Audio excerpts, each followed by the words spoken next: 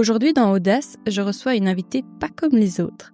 C'est une entrepreneuse passionnée, une jeune maman inspirante et, je vais pas le cacher, c'est ma meilleure amie, Louise Gournon. À 34 ans, après une belle carrière comme directrice générale dans un réseau immobilier, elle a décidé de faire un virage à 180 degrés. Fini le costume de dirigeante, bonjour le flow du solopreneur. Elle a créé Oli, une plateforme qui mêle bien-être, spiritualité et accompagnement holistique. Dans cet épisode, on va parler business, reconversion, maternité, équilibre de vie, parentalité, santé mentale. Bref, on va parler de tout ce qui rend l'aventure entrepreneuriale encore plus riche et humaine. Je suis hyper honorée de l'avoir au micro. Je suis fière d'elle, de la femme qu'elle est, de tout ce qu'elle entreprend et le choix qu'elle fait pour être en phase avec elle-même et avec ses aspirations. Bonne écoute!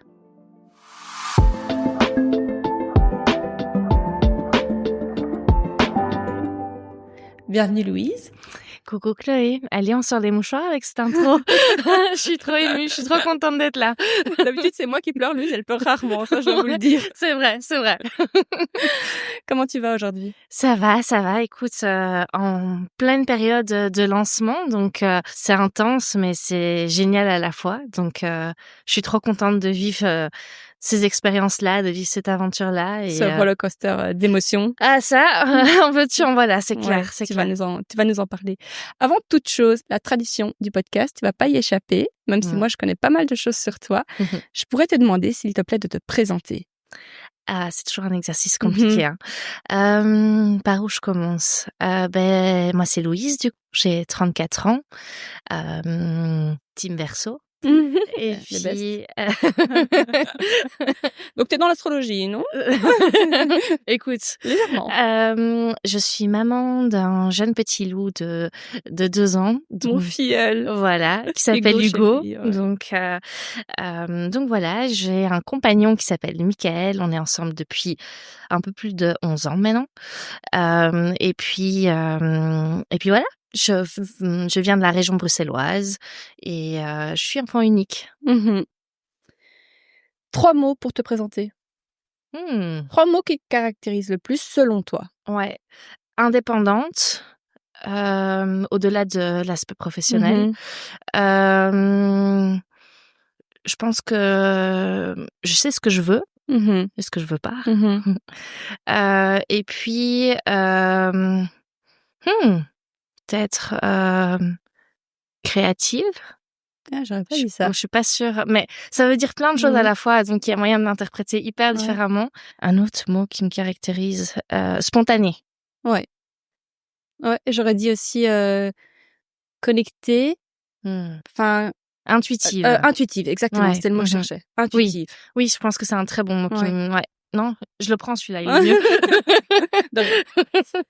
Quel genre d'enfant tu étais, Loulou? Alors, moi, petite fille, alors de toute façon, c'est toujours le prisme avec lequel moi je me vois en tant que petite fille, mais j'étais une petite fille hyper dynamique, hyper joyeuse. J'étais un peu un petit leader déjà à l'époque. J'aimais bien, j'étais très créative, donc comme j'avais pas de frères et sœurs, j'avais beaucoup des amis qui venaient à la maison et moi je créais des jeux de société, je faisais des jeux de piste dans le quartier, et donc en fait j'étais très vecteur de dynamisme et de créativité là-dessus, mais j'aimais bien qu'on suive du coup ce que j'avais en tête. Donc c'est vrai que j'avais un petit côté un peu chef. Ouais, chef. Il faut l'assumer, bon, je on peut pense. dire ton côté rouge, nous. On peut le dire tout de suite. T'as un côté très rouge. Voilà, exactement. Et je pense qu'il était exacerbé petite, et puis j'étais quelqu'un de très, j'avais beaucoup d'imagination. Du coup je jouais toute seule, donc c'était chouette quoi. C'est ça, j'ai adoré moi être enfant unique, contrairement à ce que certains disent. Et puis voilà, j'étais très sportive aussi. J'adorais le sport quand j'étais petite. Et puis oui, voilà, je pense que ça résume bien.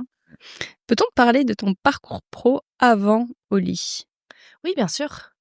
Peut-être d'abord par tes études, dans les grosses lignes. Ouais, dans les grosses lignes, j'ai fait des études secondaires dans général, traditionnelles, et puis j'ai fait un un bachelier à Saint-Louis, à Bruxelles, dans les langues, parce que j'ai jamais été très matheuse scientifique. J'étais toujours plutôt orientée littéraire.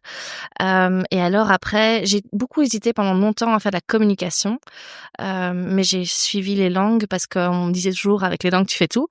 Au final, ça a été un très bon choix, mais du coup, je me suis réorientée du coup en master avec un master en business communication. Donc c'était de la communication, mais en donné en anglais et en néerlandais. Et donc du coup, ça combinait finalement les deux orientations que je recherchais. Donc voilà un petit peu le parcours, je dirais, académique. Et puis j'ai fait un stage avec l'AWEX, donc c'est l'agence à l'exportation wallonne, et donc ils ont un programme qui s'appelle Explore et qui permet finalement à des entreprises de proposer des stages à des étudiants et de leur fournir des bourses, etc., d'aide. Et donc j'ai fait mon stage dans une petite PME liégeoise qui était connue pour faire le zizi coin coin et les couilles de singe et en veux-tu en voilà. Et du coup j'ai fait mon stage donc c'est d'office à l'exportation, donc j'ai fait mon stage à Londres pendant 3 mois. C'était trop bien et j'ai appris beaucoup de choses parce que quand t'es dans une PME t'as tes couteaux suisses, donc t'apprends plein de choses. Et puis du coup le patron à l'époque c'est vrai que c'était un peu géré comme à l'ancienne époque, mais du coup, lui, il m'a vraiment pris sous son aile et il m'a donné pas mal de cartes de plein de choses. Et donc, ça m'a formé à pas mal de choses, mais à la old school. Donc, Dire quoi, au niveau des process, il y en a peut-être pas. c'est ça, il y avait pas de process, rien n'était Ouais. digitalisé. C'était des petites équipes qui fonctionnaient. Enfin voilà, il y a rien. Enfin, il y avait aucune structure dans tout ce qui était marketing. Enfin voilà, après, c'est il y a plus de 10 ans, donc c'est vrai que les réseaux sociaux, c'était un peu, c'était pas encore non plus autant en vague que maintenant. Enfin, plus que 10 ans maintenant. Oui, tu faisais beaucoup de salons aussi, hein. Il y avait des salons. Enfin voilà, c'était et puis même le secteur était pas hyper non plus le secteur des spiritueux, etc. À l'époque, c'était pas. Moi, je travaillais fort en B2B, donc avec tout ce qui était Carrefour, etc. Et j'exportais, en fait, j'essayais d'exporter les marques à l'étranger, notamment, je l'ai fait en Hollande, etc. Mais donc, le stage, parce que j'ai sauté un peu une étape, j'ai fait le stage et j'ai été embauchée, du coup, après mon stage, en tant que multicasquette. Alors, ça me fait toujours rire parce que t'as toujours un titre qui veut rien tout dire et rien dire. Mais je gérais du coup un peu le marketing, un peu les équipes commerciales du haut de mon jeune âge qui était externe, mais que du coup je pilotais avec les actions, etc. Et je suis restée 2 ans et demi là-bas. Mais quand même. Ouais. Oui, t'as emménagé à Liège. J'ai emménagé à Liège, donc je sortais de l'Univ, j'ai pris 1 semaine de congé, j'ai enchaîné. Donc c'était un gros changement aussi de lieu de vie et tout ça. Et puis après je suis du coup parce qu'il y a eu plusieurs choses. Oui, mais, cette transition, je sais plus comment ça s'est fait. En fait, donc du coup, il y a eu aussi mon compagnon qui est parti pendant 1 an en Australie pour se retrouver. Pour vivre sa best life. On connaît. Et puis... l'année sabbatique en Australie, on la connaît. Et puis, on a réussi à passer à travers cette épreuve-là. Et du coup, quand il est revenu, on s'est dit, OK, Coco, maintenant on passe à l'étape suivante. On emménage ensemble. Et donc, en fait, c'était mort qu'on emménage ensemble à Liège. Donc, on a trouvé la maison dans laquelle on habite aujourd'hui à Overijse. Et donc, du coup, je faisais les trajets, etc. Et ça, c'était pas viable. C'était pas viable. Je suis restée 6 mois. Puis, j'avais fait le tour de la question. J'avais besoin d'autre chose. Et à ce moment-là, du coup, j'ai vu une annonce qu'on cherchait quelqu'un chez WeInvest, qui est un réseau d'agences immobilières, enfin à l'époque qui était une agence immobilière bruxelloise, que je connaissais parce qu'un des agents, un des premiers agents qui a travaillé chez WeInvest était dans la même école secondaire que nous. Et donc du coup j'avais suivi un petit peu via les réseaux et je me disais ça a l'air une chouette dynamique de start-up, ça a l'air sympa quoi. Il y a une chouette culture d'entreprise. Et donc je postule là, on en rigole toujours parce que enfin voilà, il y a pas de job desk. J'arrive, il y a genre 30 candidats qui sont là. J'arrive en retard parce que moi j'étais la seule à bosser, donc je venais de Liège, j'avais couru pour arriver à ce truc-là. On me demande sur on spot de me présenter devant tout le monde. Moi j'avais aucun souci de parler de moi à l'époque, donc je crois que j'ai marqué les esprits comme ça. Et de là, pour pas rentrer trop dans le détail, je suis prise. Et puis l'aventure Winvest a duré quand même 7 ans. Et là-dedans, j'ai gravi les échelons au fur et à mesure des challenges qu'on me proposait. Ça a quand même bien grandi. C'est d'une agence, on est devenu à plusieurs dizaines d'agences en Belgique. Et puis on a ouvert la France. Et donc il y a eu beaucoup de choses. Je dis encore c'est le réflexe. Ouais. Mais parce que j'y ai participé finalement aussi. Et donc t'es pleinement investi, hein. Ah ouais, j'étais ultra investie, voilà, je comptais pas mes heures, je le vivais. Et puis c'est vrai qu'il y avait une culture avec des gens qui sont restés des amis aujourd'hui. Donc c'est vrai que c'était une sacrée aventure où j'ai appris plein de choses, où j'ai fait des erreurs, du coup ça aussi ça m'a permis pour finalement aujourd'hui de les éviter dans mon propre business. Et puis au final le dernier rôle que j'endossais, c'était celui de directrice générale Belgique. Donc je m'occupais finalement de tout le pays Belgique et donc des équipes. Donc c'était entre 12 et 15 personnes. C'était des gros budgets, c'était des responsabilités vis-à-vis du board. Enfin voilà, il y avait des chouettes choses et que j'aurais jamais pu vivre, je pense, à mon âge entre guillemets. Si c'était pas chez Winvest. Oui, si ça n'avait pas commencé en fait avec si tout petit, tous le noyau, vraiment l'image de la start-up, c'est ça quoi. C'est ça. Ça te Puis permet de vite d'être hyper croissance et t'as grandi avec la boîte. C'est ça. Tu grandis et ça va même vite quoi. Donc t'as pas le temps de te poser des questions. Justement, tu testes, quoi. Jusqu'au jour où tu t'es posé des questions. Ouais, jusqu'au jour. Peux-tu nous en parler? Qu'est-ce qui s'est passé? Ouais, en fait, donc comme je le disais, ça faisait 7 ans que je travaillais là. C'était plus une start-up, c'était clairement une bonne scale-up. Donc forcément, il y a des choses qui évoluent en termes de c'est plus le petit bateau quoi, c'est c'est devenu un gros paquebot. Puis de prise de décision est différente. C'est ça, le type de décision et puis j'ai la vécu culture aussi de des la choses. boîte. Moi je suis devenue C-level au moment du Covid. Donc en fait, il y avait 40 personnes à devoir gérer en termes de qu'est-ce qu'on fait en termes de payroll. J'avais moins de 30 ans. Donc c'est des choses qui forment, etc. Et puis à un moment, j'ai beaucoup donné. Je pense que il y a eu aussi la maternité qui a été un trigger assez évident parce que je pars du principe que j'ai envie d'inculquer à Hugo qu'il vive des choses qui le passionnent, qui le font vibrer, qui résonnent avec ce qu'il aime, etc. Et si je l'incarne pas, voilà, le message ne transmettra pas comme je le souhaite. Et donc et toi, t'as senti ce shift, t'étais plus aligné avec Winvest? Il y a un moment où je sentais plus le truc quoi. J'étais un peu en robot, en pilote automatique.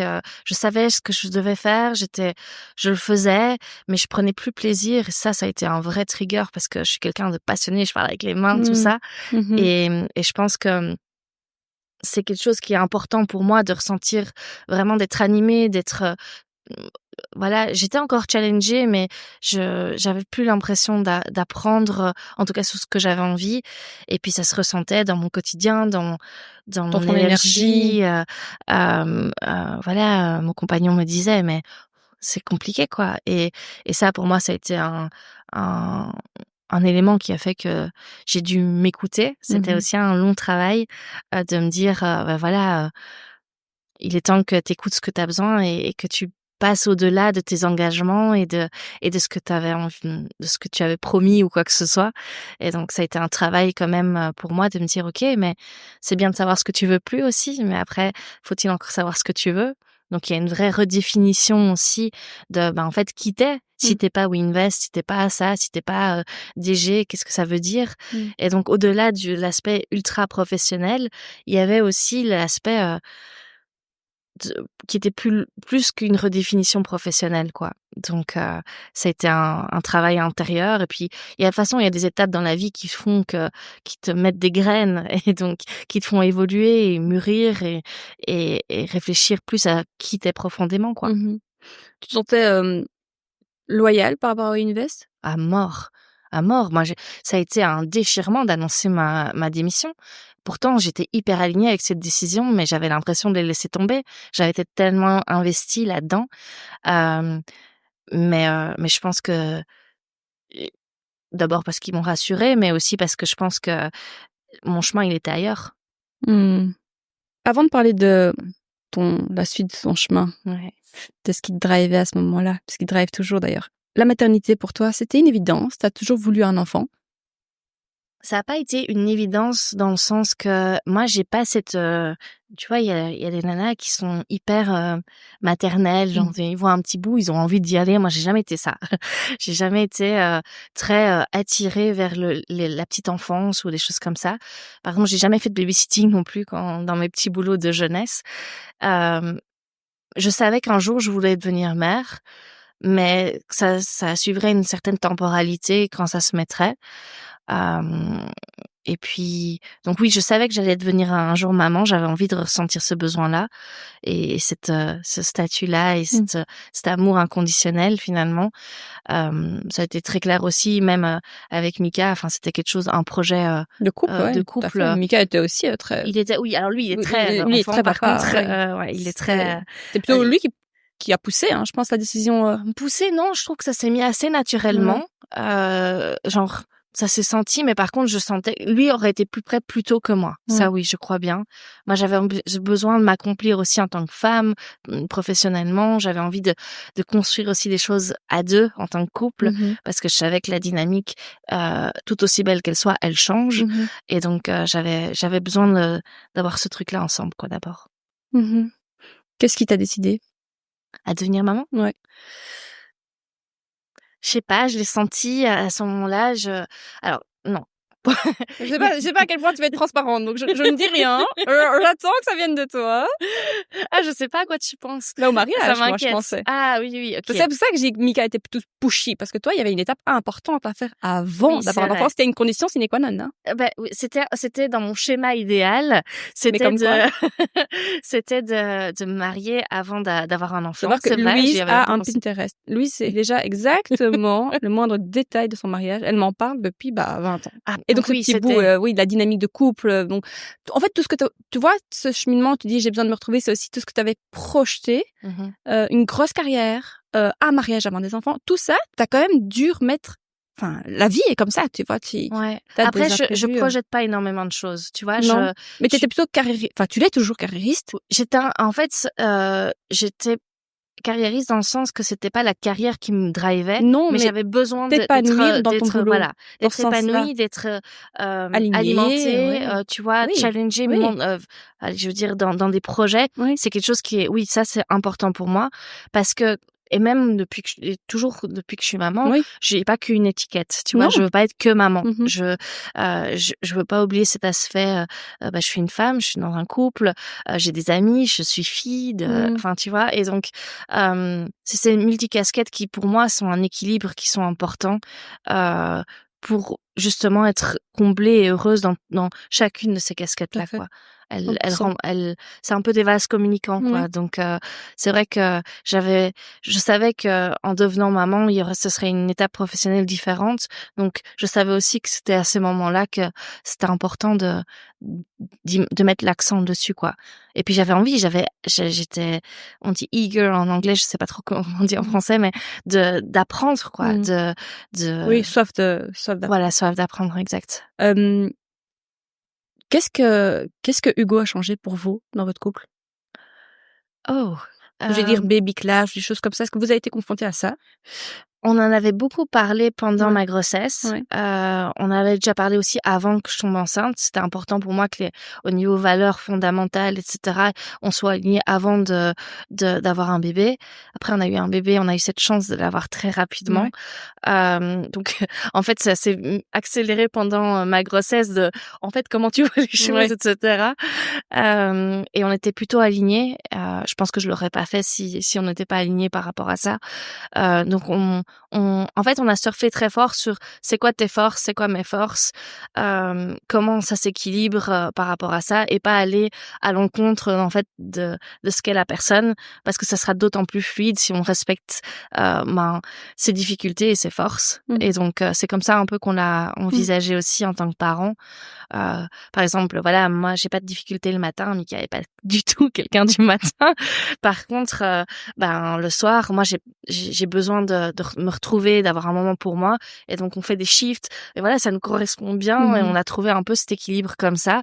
Et je pense que ça a pas toujours, enfin voilà, comme dans dans tout changement, je dirais, il a fallu équilibrer certaines choses, mais je trouve que pour le coup, on a eu une belle communication ensemble, et on a vite trouvé notre mode operandi, quoi. Ouais, 100%. 100%, je suis bien d'accord. C'est vrai que vous vous complétez bien. On est très différents. Oui, extrêmement. Genre, c'est des choses, par exemple, Anthony et moi, vous faisiez des shifts, et je disais, mais what? Mais attends, vous dormez pas ensemble en même temps? Mais comment? Enfin, tu vois, donc alors nous, on se couche, on doit monter dans le lit ensemble. Enfin, tu vois, mais chacun a ses petits trucs. Nous, ça nous allait bien, ça veut dire qu'il n'y a aucun des deux qui était claqué, C'est parce ça. qu'en fait, on respectait un minimum d'heures de sommeil respectif. Et nous, en fait, c'est dans la merde à deux. Allez, hop, jusqu'au bout. Tu fais du sport, tu viens avec moi. On fait tout ensemble. Non, je comprends. Puis chacun, mais comme tu l'as dit, t'es indépendante. T'as besoin aussi de moments seuls. Oui. Et puis, je sais pas si tu connais le Human Design, mais je suis projecteur, et en tant que projecteur, t'as besoin de ressourcer ton énergie, quoi. T'as besoin en fait, de moments de calme, de seul, pour en fait recharger tes batteries sociales, etc. Et j'ai toujours eu ça depuis que je suis toute petite. Moi, je suis un être, je pense, très social. Certains diront extraverti, je pense pas. Je pense que je suis une fausse extravertie. Je suis pas timide, mais en fait, j'ai besoin d'un moment, foutez-moi la paix, j'ai besoin d'être seule, et j'ai ma dose, quoi. Genre, mes copines le savent quand, j'ai pas une question. Ciao, il est 10h, je suis fatiguée. Évidemment. Ressortir à la maison, quoi. Totalement différente avec les autres. C'est vrai j'ai postposé on va parler maintenant de que le projet sorte, parce que je me suis dit, j'ai peur qu'il n'y ait pas la fin tu sais, qu'on reste sur notre fin durant l'épisode. Mais en même temps, chaque étape est en soi un projet. J'ai envie de dire, quand tu lances une boîte, ça. Donc, tu vas nous dire où on est au lit actuellement, au jour J. Et avant ça, je voudrais finir avec la parenthèse de la parentalité. C'est aussi comment on décide de lancer un projet tel que Oli quand on est jeune maman, avec tout ce que le postpartum avec son lot de up and down du postpartum. Et je rappelle, le postpartum dure 3 ans. Enfin, moi, je trouve pas que la première année, on soit totalement qui on était, même si on reviendra plus jamais qui on était. Mais enfin, moi, personnellement, j'étais un peu l'ombre de moi-même avec mes 2 petits bouts. C'était intense. Donc, c'est vrai que je l'ai fait avec le podcast. Hein. C'est vrai que je crois qu'il y a un feu intérieur en nous. Je crois qu'on se lance. Je crois que c'est au-delà du choix. Je crois que c'est une évidence. Mais dis-nous, toi, comment t'as vécu cette période-là? Mais écoute, c'est vrai qu'on en a pas parlé, mais quand je remets ma démission chez Winvest, j'ai pas Oli en tête. Donc c'est pas créé. Mais donc ça fait genre all-in tapis. Ciao les gars, on verra bien. Ça, en fait, c'était devenu viscéral, genre je peux plus, quoi. Et donc en fait, j'étais déjà devenue indépendante depuis 1 an. J'avais ma société depuis 1 an chez Winvest. Donc les joies de la Belgique, c'est-à-dire que j'ai plus ce tremplin j'ai pas le chômage, j'ai pas de tremplin jeune indépendant, enfin voilà, tout ça. Et donc du coup, je quitte, j'ai plus de salaire, quoi. Et donc aucune crainte financière de ton côté? Non. Parce que Mika est là? Pas parce que Mika est là, parce que en fait, je savais que j'avais bien gagné ma vie aussi, donc j'avais un peu d'économie de côté. Oui, de fonds personnels. Oui, de fonds personnels. J'avais aussi touché une partie d'héritage avec la mort de mon papa il y a quelques années. Donc, c'est vrai que j'avais un peu de ressources par rapport à ça. Mais en fait, en remettant ma démission, je ne sais pas si, en fait, je continue dans le salariat ou je lance le truc, etc. Et en fait, ça a été très rapide parce que j'ai commencé à regarder, j'étais sur LinkedIn, j'ai commencé à regarder un peu ce qu'il y avait. Il y a rien qui résonnait, quoi. J'étais là, mais qu'est-ce que non, enfin, ça a pas de sens, quoi. Et donc, OK, entrepreneuriat, j'ai toujours su qu'un jour, ça le serait. Je pensais pas que ça allait être si tôt, mais la T'as vie toujours a voulu fait. entreprendre. Ouais, je me suis toujours dit qu'à un moment, ça allait être mon parcours. Mmh. Que, en fait, là, je semais des graines pour un jour, c'est un peu Récolter. comme ça que je l'ai vu. Je partais toujours du principe j'avais besoin, moi, de me rassurer avec des bases et de créer de comprendre, d'acquérir des compétences, etc., à travers le salariat, Mmh. mais qu'un jour, ça allait être un projet. Mais c'était toujours un jour, quoi. C'était un peu Oui. flou. Mais Louise, tu quand même quelqu'un de très terre à terre, tu vois? Ouais. Tu quand même quelqu'un de réfléchi. Mmh mh. Mmh. Donc c'est vrai que Oui. moi, ça m'a étonnée quand il m'a dit: «Je quitte et YOLO guys. I don't give a fuck». Ouais, mais en fait, j'avais besoin de m'écouter Ouais, et ça commençait à se mettre, tu vois, enfin, après, on va en discuter avec ouais, Oli, mais bien sûr. tout est lié. Donc, pour moi, à partir du moment où émotionnellement ça va plus, ça commence à se mettre sur ton corps, etc. Et donc, en fait, stop, quoi. Enfin, un moment, Faut non. couper quoi, ouais. Ouais. Et puis, tu vois, je me suis dit, mais t'as des ressources, Mmh cocotte. mh, Donc, un mmh mh, moment, en fait, même si tu trouveras quelque chose, donc, mmh il y a pas d'inquiétude à avoir, lâche prise et ça viendra quand ça devra venir, quoi. mh. J'avoue que c'est un peu inconscient, mais après on en a beaucoup parlé. Mika m'a beaucoup rassurée aussi. Ah bah, c'est un vrai, Mika, il a aussi une fibre entrepreneuriale très forte. oui, alors, oui, oui, Mais c'est vrai, c'est vrai, c'est quelque chose que qu'il attire il quoi, en tout cas. qui l'attire, qui valorise Mmh aussi mh. beaucoup, et donc il savait que, ça allait être son tour aussi de me soutenir, à ce niveau-là et de dire: «Écoute, quoi qu'il arrive, moi là, je suis Ouais, ton pilier, quoi. ouais. Donc t'inquiète, en fait, relativise, laisse tes peurs de côté, regarde tac tac». Et je l'ai trouvé très, pragmatique sur la question et donc ça m'a aidée aussi à me dire: «OK, ben, tu te lances seule, mais en fait, tu te lances pas vraiment seule», tu vois? Et C'est puis, ça. j'ai pas mal aussi d'amis qui sont entrepreneurs ou de gens que je connais, et donc avec qui j'ai aussi pas mal échangé, que j'ai vu aussi certaines choses. Et puis, rien à faire, chez Winvest, j'avais une position aussi où je prenais des décisions seule, et donc du coup, il y avait déjà ce côté, entrepreneurial sans le côté, Risque. ultra financier, quoi, Mmh. tu vois? Mais, donc voilà. Mmh. Donc oui, je quitte, pardon, je reprends le chemin. Je quitte, je sais pas ce que je fais. Il faut que Et ouais. que je découvre, ben, ce que je veux faire de ma vie, quoi, Et le fait d'avoir un petit bout dans les pattes, je vais dans dire? l'équation. Ouais. Mais de nouveau, je me suis dit: «OK, bah, en fait, si je dois prendre un moment, un job alimentaire pour subvenir aux besoins de ma famille, je le ferai, mais je le ferai parce que pour la raison que c'est transitoire et que, Oui. j'irai sur un truc, mais je me rendrai pas malade, Mmh mh. à rester quelque chose qui me fait pas vibrer. Je le ferai parce qu'en fait, Mmh. c'est une étape de plus à autre chose, quoi.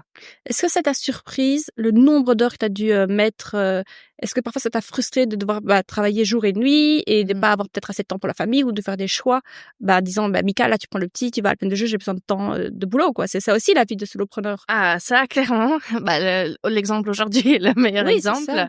Hem, non, ça m'a jamais frustrée parce que s'il y a bien un aspect où j'étais ultra, prête et Mmh. informée, c'était ce truc-là.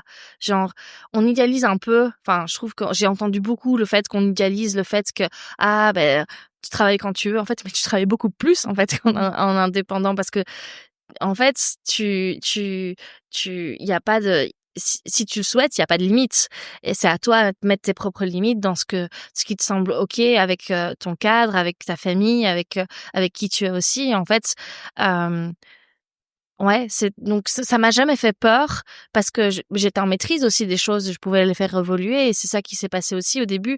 Je fonctionnais très fort encore avec des horaires, tu vois? Un peu de me dire Oui. j'ai gardé un peu ce réflexe, de salarié en me disant: «Ah ben, je commence à telle heure, je termine à telle Ce qui heure», en tu soi vois? n'est pas forcément mauvais. Qui est Pour pas mauvais, certains, mais je m'accordais pas la ouais. liberté que l'entrepreneuriat Ah pourrait oui. apporter, Ah oui, oui, dans ce sens. et donc il a fallu en faire un peu ce switch, tu vois? En me Mmh disant: mh. «Beh, mais Oui. fais ta pause de 2 heures, Mmh. tu Si vois? tu as Qu'est-ce que tu as besoin. à cirer?» tu vois? Heu, en fait, d'office, en fait, de toute manière, tu bosseras, samedi, dimanche parce qu'en fait, le soir parce que nin en fonction, en fait, je suis dans l'entrepreneuriat, je suis très vite, passée sous: «Je m'écoute», quoi. Ça sert à rien que je me bute alors que là, je suis pas efficace. Ouais. Enfin, tu vois? Ouais. Va faire autre chose, va faire même des tâches de tu vois, ménagères et cetera parce que à ce moment-là, t'es pas productive, donc il vaut mieux que tu te focalises. Et je m'écoutais beaucoup dans ce rythme-là, de me dire, force pas le truc, ça sera pas plus efficace, quoi. Ok, ouais. Ta méthodologie m'intéresse beaucoup. Mais avant ça, j'aimerais que tu nous parles de Oli maintenant. d'Oli. Ouais. Comment peut-être ce que la c'est. genèse du projet, oui, tout, oui. Alors, j'ai jamais été très podcast avant que tu le lances, donc c'est vrai que c'est quelque chose que... Attends, je t'en envoyais plein. Ouais, mais non, mais tu avais déjà lancé Audace aussi, et du coup, c'est grâce à toi que ce média-là a commencé à me plaire. Au début parce que je soutiens ma copine et puis vraiment genre j'étais accro quoi, j'étais là, allez c'est vendredi, yes. Mon petit épisode dans la voiture. Avant je diffusais les vendredis. On écoute ma reine. Et donc du coup mais par contre du coup je me suis intéressée à ce média-là et notamment dans ce saut d'entrepreneuriat etc. Et il y avait je sais plus dans quel podcast c'était, mais une fille qui disait, pour faire le choix de ton projet, prends quelque chose dont tu sais parler pendant des heures sans que ça te coûte d'énergie.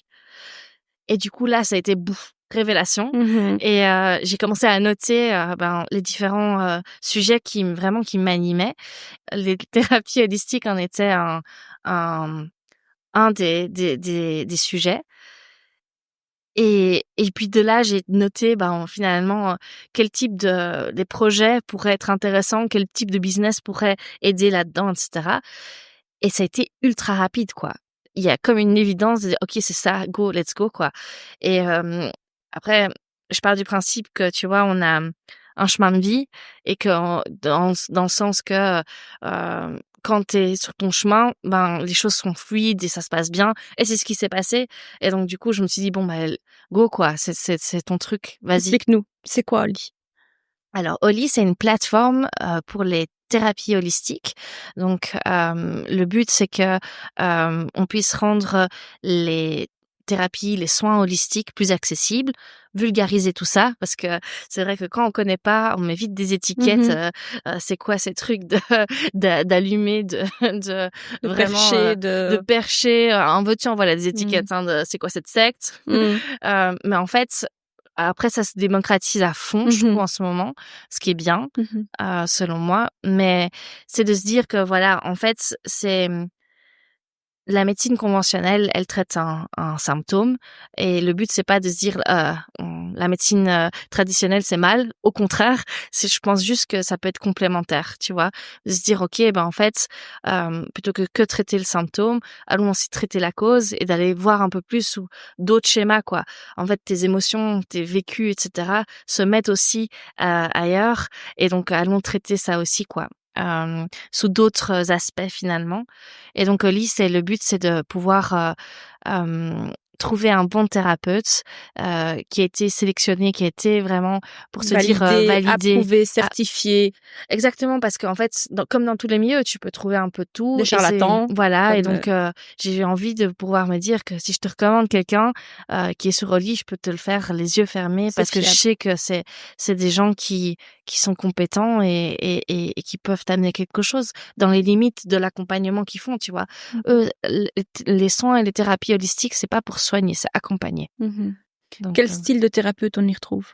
Alors, plein de trucs différents. Là, c'est ça que je trouve holistique. Holistique, ça veut dire, ça vient du mot grec. Petite touche Wikipédia. On a fait du latin grec, allô? C'est vrai. Oui, c'est vrai en plus. Et donc, du coup, c'est dans l'ensemble, quoi. Donc, ça veut dire que, en fait, tout est connecté, le mental, les émotions et le corps. Et donc, du coup, en fait, on n'est que énergie, et donc tout doit circuler par rapport à tout ça. Donc, en fait, on retrouve 3 types de thérapies sur Oli. Les soins Kojimi, j'ai dû mettre un peu des catégories parce qu'il y a tellement de choses, mais les psychocorporels, donc c'est tout ce qui passe par le toucher finalement plus, parce que tout le monde n'a pas envie, selon les croyances, les besoins, etc. de tout le monde. Mais parfois, tout ce qui est médecine chinoise, tout ce qui est acupuncture, massage holistique, tout ce qui est aussi dans le psychocorporel, j'ai mis aussi tout ce qui est respiration, donc tout ce qui est breathwork, très très en vogue. les cupping, tu vois, donc avec très bien, je vois très tout ce bien. qui est réflexologie plantaire, donc tout ça est dans Mais il y a les pas ostéopathe, kiné? non, pas dans le paramédical D'accord. parce que je pars du principe qu'il y a aussi beaucoup de choses qui existent déjà pour le médical, des Doctor Anytime, des Doctolib en France, et cetera, qui fonctionnent très, très bien. Mais je voulais quelque chose de plus alternatif, de plus doux, finalement dans l'approche. Donc ça, c'est la première catégorie. OK. La deuxième, c'est plutôt tout ce qui est énergétique, donc les soins Reiki, les soins Kundalini, les soins il y a tous les énergéticiens donc qui travaillent avec les énergies du corps. Et puis alors le côté plus spirituel, où donc là c'est tout ce qui est constellation familiale, tout ce qui est astrologie, etc., etc. Donc il y a énormément de choses différentes. De toute manière, une thérapie et un soin est aussi intrinsèquement lié avec la thérapeute et ce qui elle est ou qui il est, ses formations, son parcours et donc ce qu'elle y met et ce qu'elle va chercher pour en faire quelque chose d'unique, quoi, et en fonction de la personne qui est en face d'elle. Est-ce qu'on peut parler un peu du modèle économique que tu as choisi? Ouais. Déjà, est-ce que tu as levé des fonds pour ouvrir cette plateforme? Non, pas de fonds, tout est en fonds propres. Et tu t'es pas associée non plus? Je ne suis pas associée non plus, donc vraiment solopreneuse. Ça aussi, la question est venue aussi en disant, OK, let's go. Est-ce que Mika, est-ce que tu fais partie du projet? Oui, non, non, c'est ton truc. Je voyais pas trop avec qui et j'avais de nouveau ce besoin de. En fait, il y avait un aspect, notamment chez Winvest, où gérer de l'humain, je pouvais plus. C'était quelque chose, j'ai beaucoup donné. Et ouais, c'est un aspect de métier de manager que je ne supportais plus. Donc, m'associer, je voulais plus que compter sur moi, quoi. Et d'en faire ce que moi j'avais en tête avec ma vision des choses et ma touche personnelle, quoi. Donc non. Et pas lever de fonds? Pas de levée de fonds non plus. Risque financier, mais pas de nécessité peut-être. Mais pas de nécessité. Pas de prêt bancaire, pas de prêt bancaire non plus, non. Let's go. Ouais, voilà, c'est le choix le plus malin, hein, fonds propres au final. Oui, je connais. Avec Winvest, on a levé pas mal de fonds et donc je faisais partie de donc je connais. Puis répondre à à des investisseurs, etc. Non, je veux plus tout ça. Ok, très bien. Le modèle économique que tu as choisi? Ouais, alors ça me semblait une évidence au début que pour les clients, donc toi, monsieur, madame, tout le monde qui cherche un soin holistique, que ça soit gratuit d'utiliser Oli. Donc il y a une création de compte qui se fait et puis tu as accès à Oli et à toutes les fonctionnalités. Et ça me semblait logique parce que si je veux rendre ça plus accessible, si tu mets une barrière financière à l'entrée, ça a peu de sens. Donc ça s'est mis sur le côté plutôt avec les thérapeutes.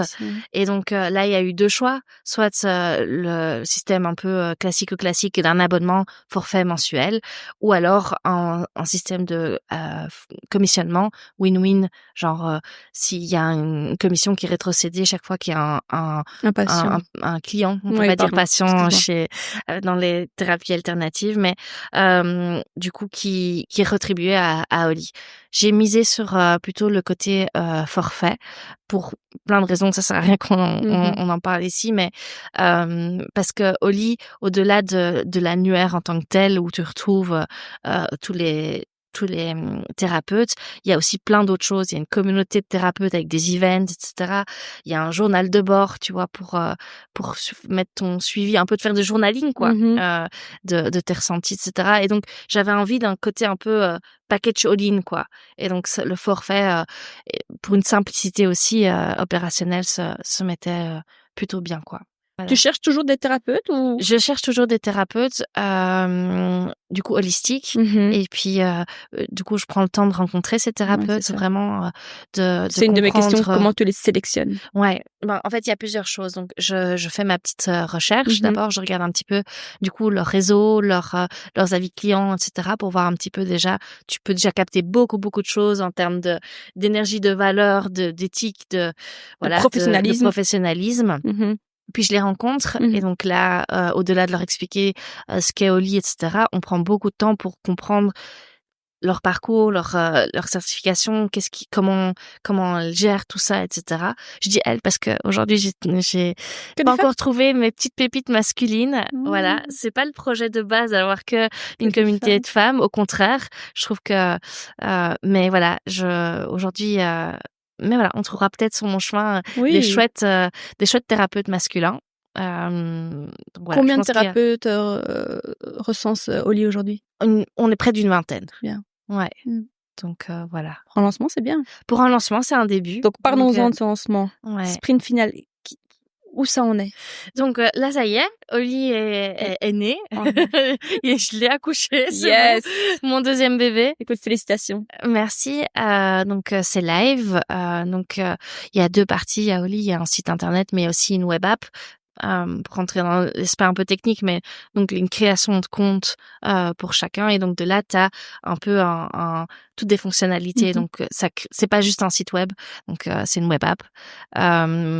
Et donc ça y est. Maintenant, sans doute quand l'épisode sortira, Oui, ça bien sera sûr. d'office Accessible lancé au pour tout le public. monde aussi, Mmh. public pour. Donc j'invite tous ceux qui sont curieux et qui ont envie d'en savoir plus, qui ont envie de prendre soin d'eux et d'avoir un moment pour eux. D'aller Oui, voir un petit avec des peu. thérapeutes qualifiés, certifiés, professionnels. C'est ça. Ça vaut cher, je trouve. Ouais, Je bah mettrai toutes c'est les infos en barre de description, bien sûr. ouais, bah c'est le but, c'est de dire que il y a plein de choses qui existent. On sait pas toujours que ça existe pour cette problématique-là. Et donc il y a, tu vois, un système aussi de filtre sur Et de Oli. géolocalisation Ouais, dans sa région, tu vois? exactement, et de se dire ah ben en fait, je suis en deuil, j'ai des problèmes de Mmh. fertilité, j'ai un burn-out. Il y a des catégories, il y a le type de OK, c'est quoi ton approche? Toi, est-ce que t'aimes parler? Est-ce que t'aimes plutôt passer à travers le toucher? Enfin voilà, il y a plein de choses qui C'est peuvent aussi génial. t'aiguiller et qui évoluera par la suite avec des algorithmes, C'est un etc. beau Mais projet. Bravo, mmh, félicitations. merci. Est-ce qu'il y a eu une petite surprise inattendue, une anecdote, quelque chose que tu avais pas planifié? Il y a toujours des inconnus. Ça fait Mmh. partie, je pense, de l'aventure entrepreneuriale, mais je pense que peut-être un truc que j'ai Mmh. sous-estimé, hem, c'est que en fait, ben, pendant 7 ans, moi, j'ai travaillé donc chez Winvest avec des prestataires qui étaient hyper rodés à ma manière de fonctionner. Enfin, c'était hyper fluide, quoi. Et en fait, commencer à retravailler avec d'autres prestataires parce que oui, peut-être expliquer, Oui, je me suis que tu as entourée en fait, délégué j'ai délégué une partie la web technique, app, ouais. parce que du coup, il y a des données sensibles, des RGPD, et cetera, que je voulais être carrée. Et donc j'ai délégué une partie tech à tout ça. Et donc choisir le prestataire tech avec qui ça a été un choix très compliqué. Et en fait, j'ai complètement sous-estimé le temps que ça prend de se comprendre, en fait. De parler le même langage, tu veux dire? Ouais, d'être un bon briefing, et cetera. Enfin voilà. Et puis que parfois on fait des choix financiers qui sont pas toujours les bons. De Comme dire, quoi? bah tu te dis, allez, celui-là il vaut 2 000-3 000 € en moins. Tu te dis, allez, bah oui, voilà, On est à c'était mes fonds l'économie, quoi. propres, donc tu fais Oui, attention. Mais en bien fait, sûr. parfois, c'est pas le bon calcul parce que OK, au niveau expertise, au niveau, enfin voilà, parfois ces 3 000 là, ils les valent, quoi. OK. Donc ça, c'était un j'ai jamais été radine dans là-dedans, mais c'était quelque chose qui, bah, j'étais prudente Beh, évidemment. avec mon argent. Et donc c'est vrai que parfois j'aurais peut-être été plus vite et perdu moins de temps et d'énergie à à ne pas faire trop attention à ça, quoi, ou à laisser plus de place à la compétence, quitte à ce que ça soit un peu plus cher. Mmh. Qu'est-ce que Est-ce qu'il y a un conseil que tu pourrais donner à quelqu'un qui a une idée de projet, mais qui a Mmh. peur de quitter le salariat pour se Mmh. lancer? Un conseil, je parle de Mmh. je suis qui pour donner des Mmh. conseils, Bah, tu sait-on vois? jamais? Mais je pense qu'il faut s'écouter de pourquoi tu as envie de faire ça. Pose-toi la question de est-ce que tu le fais parce que c'est tendance, parce que voilà, ou en fait, est-ce que renseigne-toi, quoi. Moi, je pense que Mmh. je dirais ça, renseigne-toi, entoure-toi de gens qui sont passés par là pour pour apprendre, pour éviter certaines erreurs, pour comprendre la réalité derrière un un idéalisme qu'on peut en faire, quoi, tu vois. Oui, pas trop fantasmer le truc, peut-être. Ouais, c'est ça. à passer. Et entoure-toi bien. Ouais. Que ce soit des amis, Ouais. que moi j'ai la chance d'avoir eu aussi un couple d'amis qui m'a beaucoup beaucoup soutenue aussi dans ce projet-là, et je leur fais un coucou parce que sans eux, je pense que j'aurais pas vécu de la même manière, quoi. Thibaut Sally.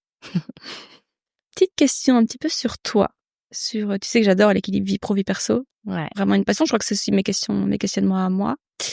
Est-ce que je peux te demander comment tu gères le stress? Où en est ta charge mentale? Quelle importance tu donnes à ton bien-être mental?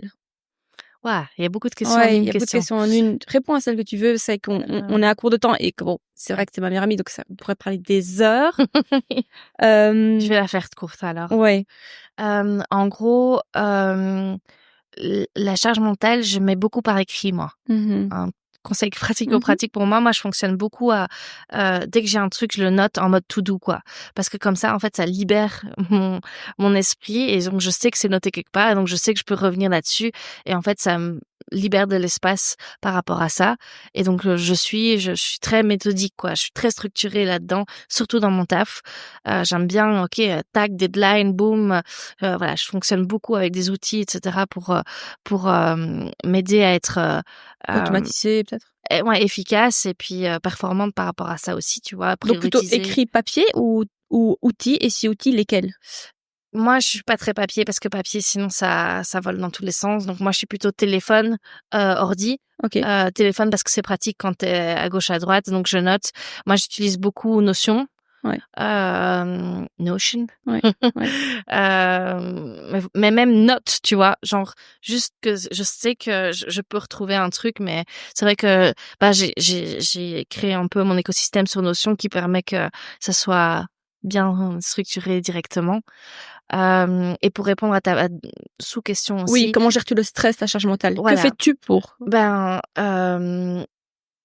Alors je médite un peu.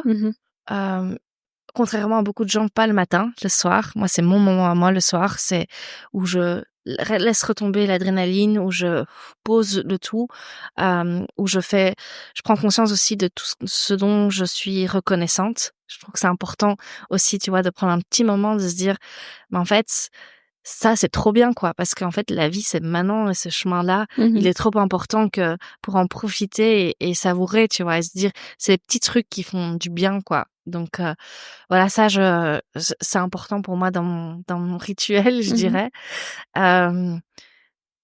Quand c'est trop, j'en parle aussi à certaines personnes clés. C'est pas quelqu'un qui exprime énormément ses problématiques, mais j'ai une petite personne clé pour ce que vers qui je sais me retourner quand j'ai besoin de déposer, d'être écoutée, d'être guidée pour certaines choses. Et puis sinon, vraiment, un chouette moment holistique. Je veux pas faire le raccourci trop rapide, mais ça m'a vraiment aidé à libérer aussi certaines choses, quoi, de stress, de trucs. Voilà. Donc avant c'était le sport, maintenant beaucoup moins avec la maternité, mais ouais, j'extériorise, mais voilà. Différemment. Ouais. J'allais te dire, t'as pas de coach, t'as pas de mentor, toi? Dans ton business, tu t'es pas entouré d'un Non, quelqu'un? mais c'est quelque chose que j'envisage vraiment, parce que aujourd'hui je me repose sur certaines amies, mais c'est pas Mais c'est toujours pas leur leur rôle, rôle, ouais. tu vois. Et donc du coup, je pense que ouais, c'est quelque chose que j'envisage Je vraiment. recommande, moi je Ouais. fais appel à Alicia, et c'est vrai que c'est une aide, c'est un coût, mais c'est une aide inestimable. Ouais, mais après pour moi c'est un investissement pour toi, et donc Ouais. il est tout à fait légitime, tu vois. Oui. Ça, c'est pas une question de coût. En parlant de sport, je peux te Ouais. demander la question habituelle. Tu peux ne pas répondre. On en a parlé en off. Je sais que c'est un sujet un peu touchy. Ouais. Donc, tu fais comme tu le sens. Let's go. Quel est ton rapport à ton image, à la nourriture, et je vais dire au sommeil aujourd'hui? Au sommeil. D'habitude, je dis à l'argent, mais on a déjà parlé d'argent. Ouais. Donc, je vais dire au sommeil. Au sommeil, avant la maternité, j'étais un vrai bébé, donc j'avais besoin de beaucoup d'heures de sommeil pour fonctionner, pour être de bonne humeur. Donc depuis ça c'est voilà, j'ai appris à vivre avec moins d'heures de sommeil, mais c'est quelque chose que pour lequel j'accorde beaucoup d'importance. Donc une bonne qualité de sommeil pour moi c'est ultra important. J'adore dormir quoi. Est-ce que t'as des tips pour t'endormir ou J'ai cette chance que j'ai jamais eu de problème d'insomnie ou de problème. Enfin voilà, moi quand je décide de dormir, je dors à la seconde quoi. Okay. C'est un skill plutôt. Voilà. Mais du coup ouais, je sacrifie parfois des moments sociaux ou des moments avec Mika, etc., qui reste lui dormir plus tard parce qu'il a besoin de beaucoup moins d'heures de sommeil. On regarderait bien encore une série, un truc. Bah non, je sais que sinon, en fait, je vais trop en pâtir le lendemain. Donc ça, c'est pour le sommeil. Ton image et la nourriture. Alors, la nourriture, je suis quelqu'un une vraie épicurienne. J'aime bien manger, j'aime bien les choses. Je suis plutôt team salé que team sucré. J'ai un petit surnom de mes potes qui me disent Ronloulou. C'est le stade au moment où je suis venue en mode si je mange pas maintenant, il y a un stade où je deviens nerveuse. Donc voilà, j'ai ce besoin viscéral de dire là il faut que ça s'arrête. Les petites anecdotes, c'est surtout quand on est en city trip et donc voilà, on marche toute la journée, nous on visite. À un moment donné, tu perds du loulou. Si elle ne mange pas à l'instant, mais genre n'importe où, genre moi tu sais, tu repères tes petits spots. Attends, là il y a le truc à esthétique que j'ai envie de goûter. Non, le vieil polo surgelé là, il faut la manger tout de suite. Donc t'es là, ok, bon, ça va être ici. Le restaurant le plus infâme, le plus touristique où t'as pas envie d'aller, bah on y va parce que Louise a faim. Voilà, c'est ça. C'est vraiment ça. Mais après je travaille dessus, hein. Mais donc voilà. Ok, ton image. Et mon image, ouais, très compliqué. Très compliqué. Toujours, en fait, j'ai réalisé ça parce qu'à un moment, je me suis dit, est-ce que c'est par rapport à une prise de poids ou quoi que ce soit? Mais en fait, j'ai toujours eu un problème avec mon image, même quand j'étais plutôt fit, etc. C'est quelque chose de difficile de me voir. En fait, ça me fait perdre totalement confiance en moi, directement, genre. Je perds mes moyens, et du coup, je suis très en contrôle de cette image-là, au niveau où je parle de photos, vidéos, etc.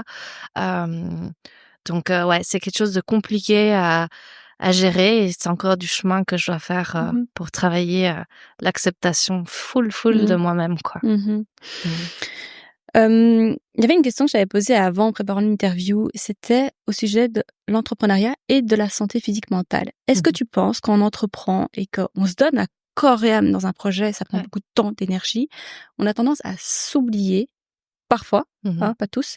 Ouais. Qu'est-ce que t'en penses? C'est vrai qu'on a tendance à skipper le sport ou quoi? À skipper le sport, à pas te mettre en priorité. En fait, t'as déjà tellement de rôles à endosser, tu vois, que tu peux très vite t'oublier toi et te mettre en dernière toi, mais ça peut être toi et ton couple, ça peut être toi en tant que copine, ça peut être toi en tant que voilà avec ma maman. Enfin, il y a plein de choses où tu vois où trouver cet équilibre-là, il est pas évident, surtout quand t'es animé, quoi. Quand t'es animé, bah, et c'est souvent le cas, d'entrepreneurs, surtout au début, tu vois, t'as envie tu te dis, mais chaque minute, t'as envie d'y consacrer, quoi, tu vois. Et puis, c'est à là à trouver ton bon dosage pour pas oublier tout le reste. Et toi y compris. T'arrives à dire non quand même? Parce que moi, j'ai pas le choix. À un moment donné, je dois dire non. Tu vois, aux sollicitations sociales. J'ai jamais eu du mal à dire non. J'ai jamais eu du mal à dire non. Après, tout dépend de la forme. Je pense que la forme doit y être, et je pense que les gens qui t'entourent et qui te connaissent, ils te soutiennent et ils comprendront, tu vois.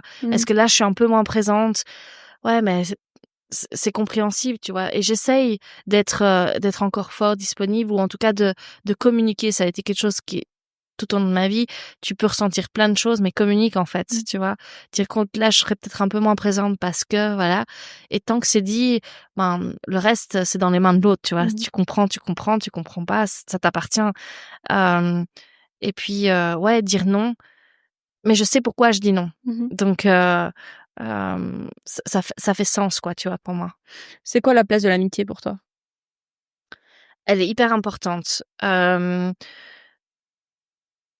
J'ai des amies très différentes et des amitiés très différentes parce que je trouve que, en fait, il y a des amitiés qui peuvent, tu vois, t'apporter plein de choses différentes parce que tu les vis différemment, parce que c'est d'autres types d'amitiés. Mais j'ai beaucoup d'amitiés de très longue date, tu vois. Donc je suis assez fidèle en amitié, moi. Je m'accroche, quoi. Tu vois. C'est pas parce qu'on a des difficultés ou une phase où on se voit un peu moins, etc., que pour moi, ça se finit, quoi. Tu vois, c'est un peu, en fait, bah oui, ça fait partie de la vie et on se retrouvera et si on se retrouve pas, bah c'est pas grave, mais il y a ça, ouais, mais j'ai besoin qu'on me laisse mon indépendance et j'ai besoin de respecter l'autre dans son indépendance, mais je lui en tiendrai jamais rigueur, tu vois. Non. Ça, Mais c'est... non, mais t'as un côté vraiment très loyal, je trouve. En Ouais. amour et en amitié. Ouais. Parce que tu passes sur des trucs, moi, ciao, direct. Ouais. Ouais.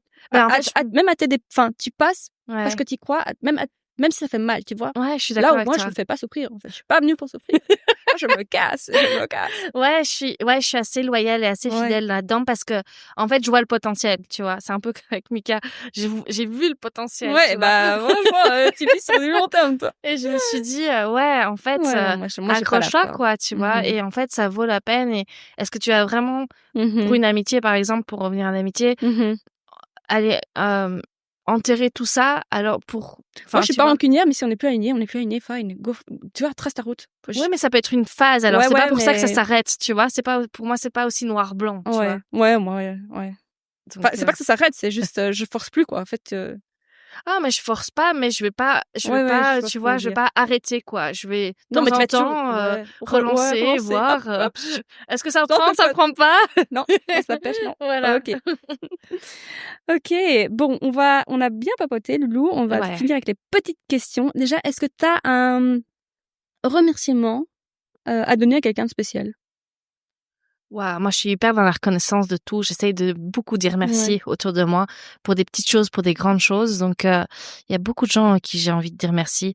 Mais si je devais en choisir une, instinctivement, je dirais merci à Mika, mais je trouve qu'on fait beaucoup dans le podcast. On Oui, remercie mais bon, beaucoup après, c'est notre partenaire. Enfin, tu vois, c'est mon partenaire ça de fait vie, sens, c'est tu vrai. vois. Ouais. Oui, pour qui m'accepte pour qui je suis dans mon entièreté avec autant d'authenticité et puis de me laisser être qui je suis avec tout ce que ça veut dire, de me soutenir dans mes choix, dans mes difficultés, dans mes étapes de vie et puis de me faire rire comme il me fait rire.